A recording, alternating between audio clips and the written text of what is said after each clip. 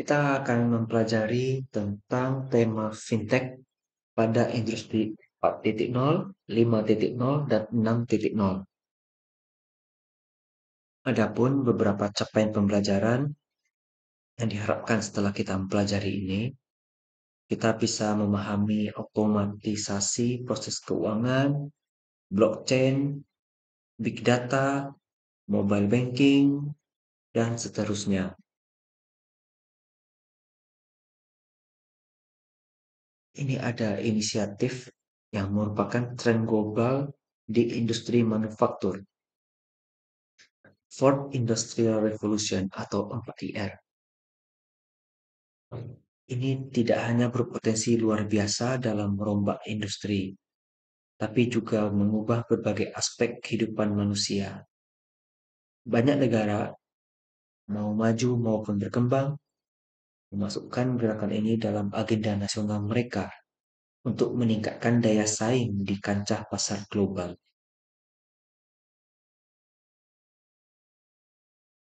Revolusi industri mengacu pada perubahan dalam skala besar yang diakibatkan oleh perkembangan ilmu pengetahuan dan teknologi.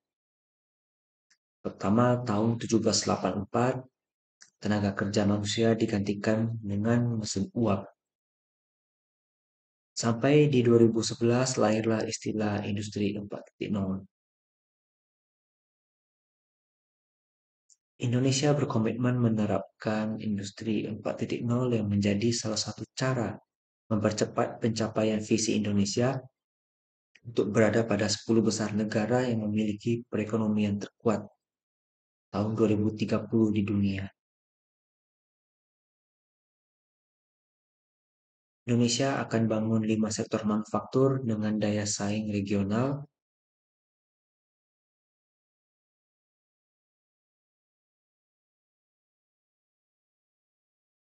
Bisa kita lihat pada gambar, di tengah-tengahnya ada AI, ada IoT, kemudian wearables, advanced robotics, ada 3D printing. Nah, 5 sektor utama ada food beverage, textile apparel, otomotif, electronics, dan chemical. Ini dipilih menjadi fokus setelah melalui evaluasi pada dampak ekonomi dan kriteria kelayakan implementasi yang mencakup ukuran PDB, perdagangan, dan lainnya.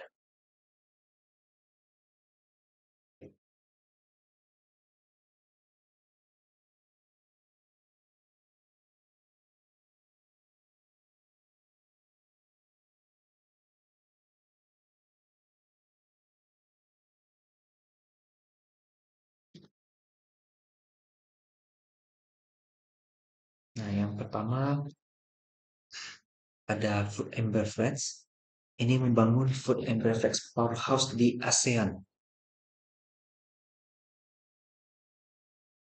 Sektor ini mengkontribusi 29% dari PDB manufaktur, 24% ekspor manufaktur, dan menyerap 33% tenaga kerja sektor manufaktur.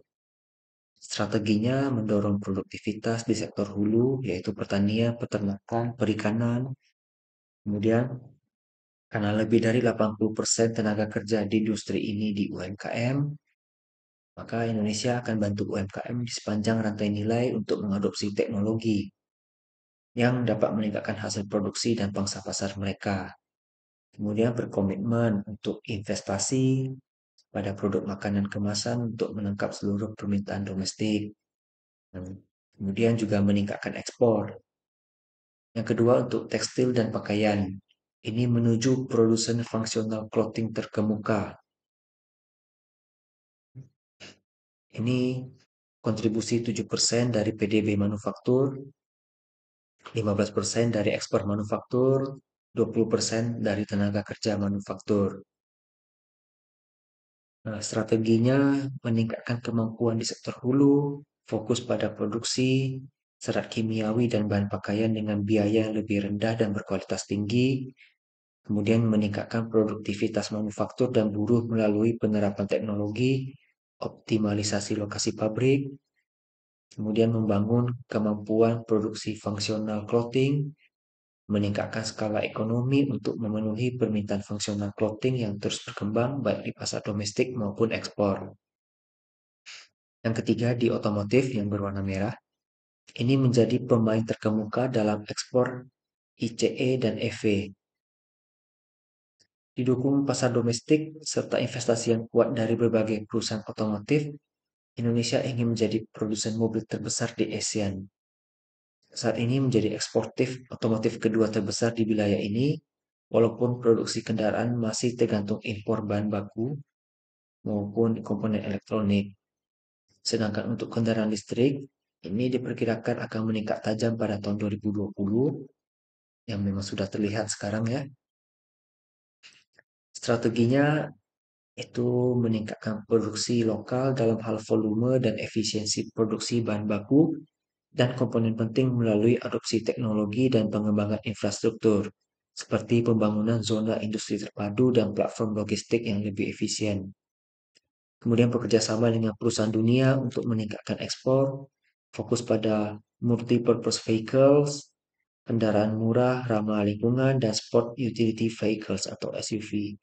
Kemudian membangun ekosistem untuk industri mobil listrik, dimulai kemampuan manufaktur sepeda motor listrik, kemudian mengembangkan kemampuan model mobil listrik ini untuk masa depan ya. Yang keempat, elektronik yang berwarna oranye. Ini menjadi pemain terkemuka di industri biokimia.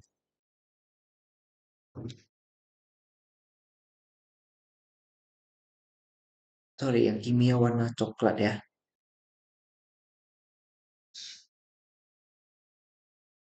Yang kimia ini dasar industri manufaktur karena produknya digunakan secara luas oleh sektor manufaktur lainnya, seperti elektronika, farmasi, dan otomotif. Penguatan ini penting untuk bangun industri manufaktur yang dapat bersaing secara global. Saat ini Indonesia masih pada tahap impor bahan kimia dasar, tapi ingin memperluas kapasitas dan bangun kemampuannya untuk menjadi eksportir dan produsen bahan kimia spesialis.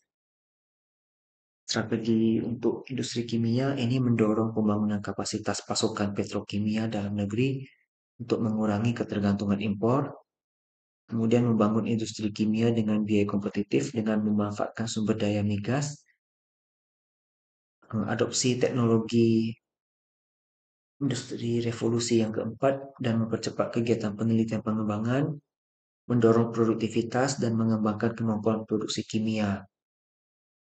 Kemudian elektronik, ini mengembangkan kemampuan pelaku industri domestik. Ini masih berkembang dan bergantung pada impor komponen dan produksi lokal dari pemain-pemain global.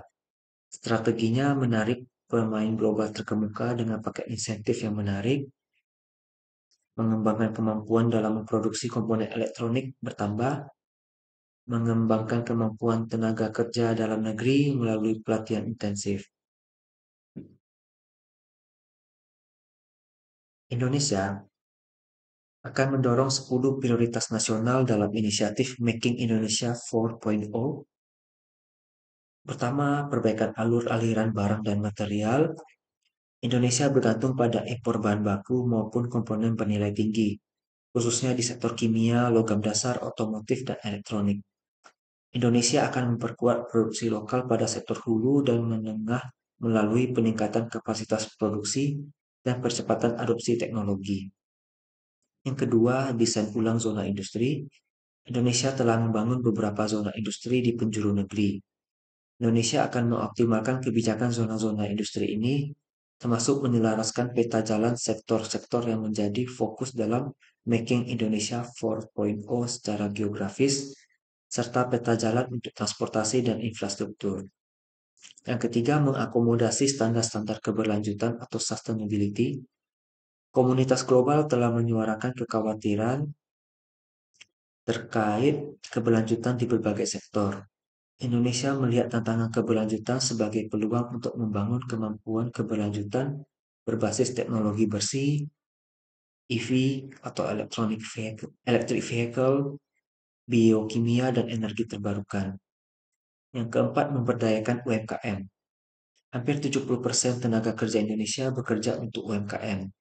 Pemerintah Indonesia berkomitmen untuk mendukung pelaku UMKM dengan membangun platform e-commerce untuk UMKM, petani dan pengrajin, membangun sentra-sentra teknologi atau teknologi bank, dalam rangka meningkatkan akses UMKM terhadap akuisisi teknologi dan memberikan dukungan mentoring untuk mendorong inovasi. Yang kelima, membangun infrastruktur digital nasional untuk mendukung peta jalan Making Indonesia 4.0. Indonesia akan melakukan percepatan pembangunan infrastruktur digital, termasuk internet dengan kecepatan tinggi dan digital capabilities dengan kerjasama pemerintah, publik, dan swasta untuk dapat berinvestasi di teknologi digital seperti cloud, data center, security management, dan infrastruktur broadband. Yang keenam, menarik minat investasi asing. Indonesia perlu melibatkan lebih banyak pelaku industri manufaktur terkemuka untuk menutup kesenjangan teknologi, mendorong transfer teknologi ke perusahaan lokal.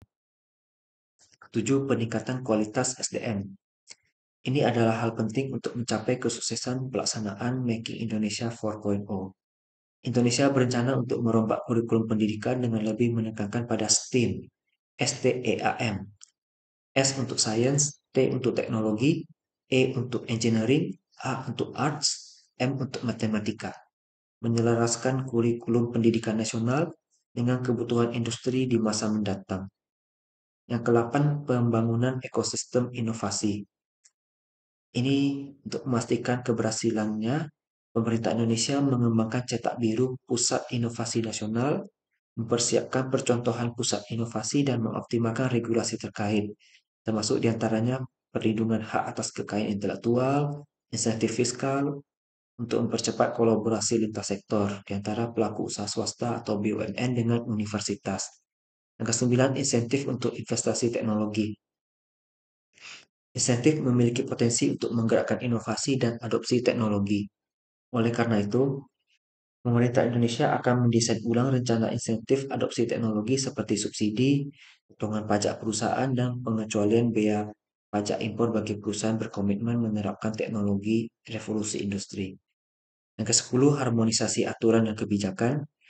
Ini untuk mendukung daya saing industri dan memastikan koordinasi pembuat kebijakan yang erat antara kementerian dan lembaga terkait dengan pemerintah daerah. Selanjutnya kita bahas tentang revolusi industri. Revolusi industri dalam sejarah modern merupakan proses perubahan dari ekonomi agraris dan kerajinan ke industri serta manufaktur mesin. Revolusi industri merupakan perubahan besar terhadap cara manusia mengelola sumber daya dan memproduksi barang.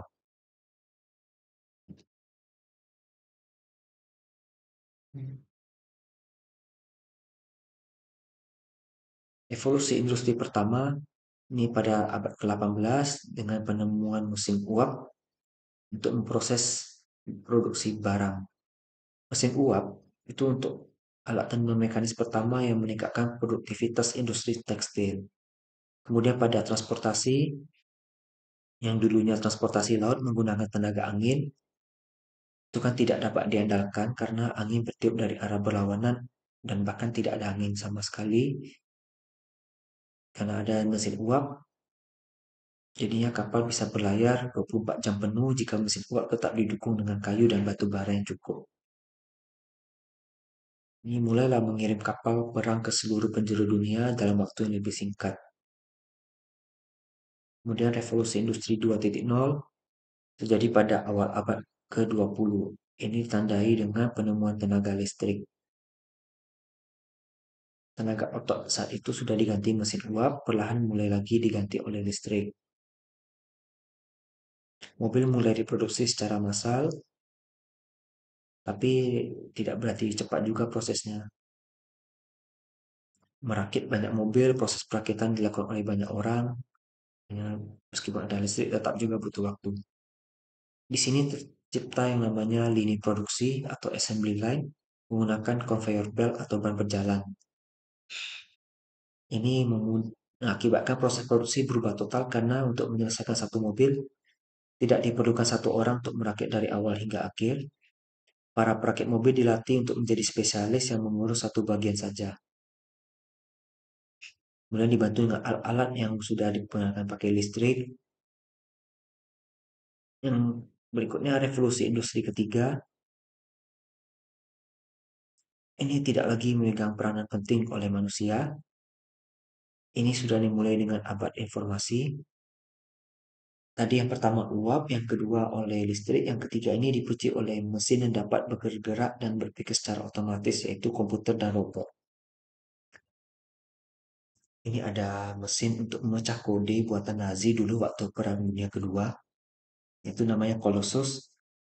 Ini diprogram tersebut merupakan mesin raksasa sebesar ruang tidur, tidak punya RAM, tidak bisa menerima perintah dari manusia melalui keyboard.